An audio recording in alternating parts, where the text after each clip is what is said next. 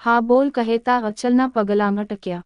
માયાનો ચહેરો જરા ગંભીર જણાયો એટલે અચલ ફરી રૂમમાં પ્રવેશ્યો। શું થયું? અચલે માયાના ગંભીર ચહેરા તરફ જોતા પૂછ્યું। મને આ કપડાં કોણે પહેરાવ્યા? પોતે પહેરેલા કપડાં તરફ નજર કરી માયાએ સવાલ કર્યો। ડોક્ટરે? અચલે તરત જ કહી દીધું। શું? માયા ચોંકી ગઈ। મસ્તી કરી છું પાગલ, મેં જ પહેરાવ્યા હોય ને બીજું કોણ પહેરાવે? અચલે જરા શાંતિથી કહ્યું। કેમ પહેરાવ્યા? માયાએ ફરી સવાલ કર્યો। તું બેભાન પડી હતી, ડોક્ટરને બોલાવવાના હતા ને તારા શરીર પર કપડાં ન હોય એ હાલતમાં ડોક્ટર કે અન્ય કોઈ તને જોવે તો કેવું લાગે, એટલે પહેરાવી દીધા। અચલે વિસ્તારપૂર્વક વાત કરી। માયાએ અચલ તરફ એકધારું પ્રેમથી જોઈ રહી, એ પછી એને પોતાના કપડાંને પણ એટલા જ પ્રેમથી જોયા।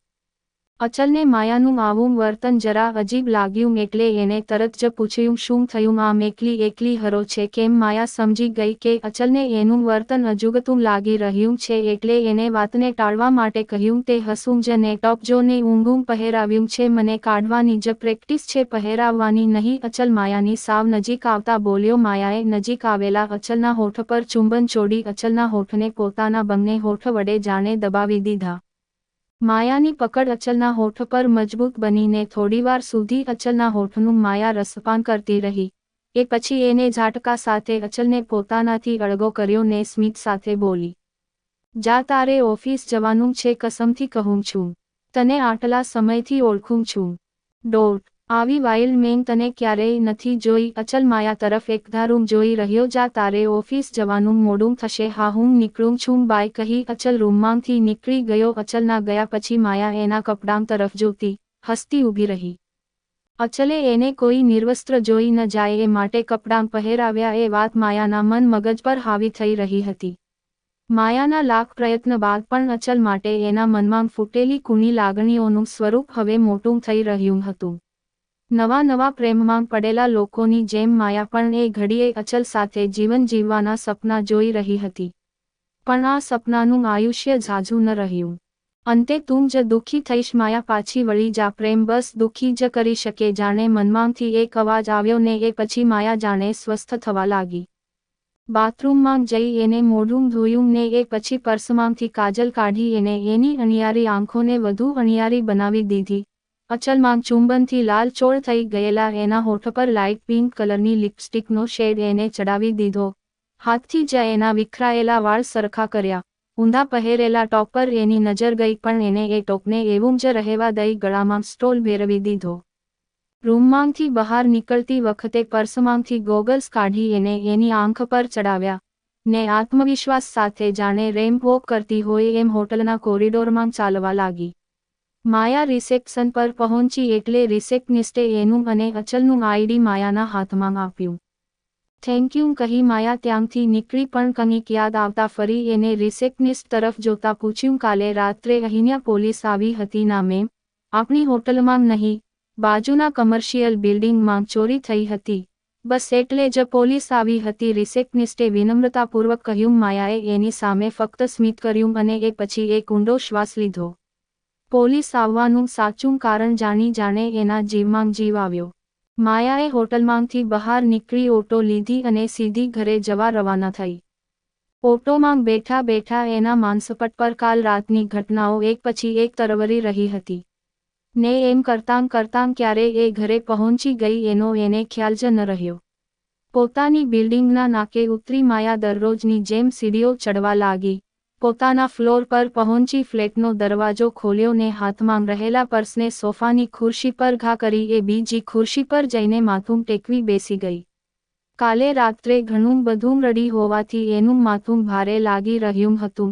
એ ઘડીભર આંખ બંધ કરીને એમ જ સોફા પર સૂઈ રહી, પણ એના માનસપટ પર તો ભૂતકાળની એક ફિલ્મ શરૂ થઈ ગઈ। હોટેલ રેનિસન જેવી જ એક આલિશાન હોટલમાં એક સ્ત્રી અને પુરુષ કામ ક્રીડામાં રાચી રહ્યા હતા।